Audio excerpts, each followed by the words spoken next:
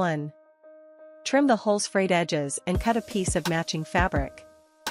For a clean look, trim away the frayed edges of the hole with fabric scissors. Purchase a denim patch or use matching denim fabric. Measure the width and length of the hole and add 0.5 inches (1.3 centimeters) on all sides. 2. Apply fabric glue along the outside edges of the patch.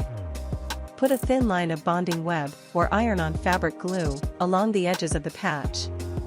Make sure you don't put the glue further in than 0.5 in, 1.3 centimeters, inside the edges, or it will show inside the hole.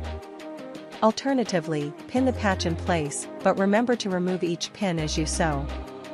3. Flip the garment inside out or slip the patch under the hole. It's easiest to turn the garment inside out to attach the patch. However, you can also carefully slide the patch inside the leg of the jeans for the most subtle fix. Pew advises pressing the edges of the hole onto the glue on the patch's edges. If you prefer, you can put the glue on the top of the patch. 4.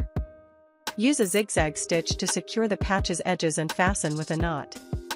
Pew recommends a heavy-duty needle to sew tiny zigzag stitches so that they won't be visible. Poke the threaded needle through the front of the fabric and stitch a vertical line. Return to the starting point and move the stitch diagonally across. Bring the needle back through the front with a vertical stitch, make another diagonal stitch, and repeat for the length of the hole. When you're done, fasten with a knot.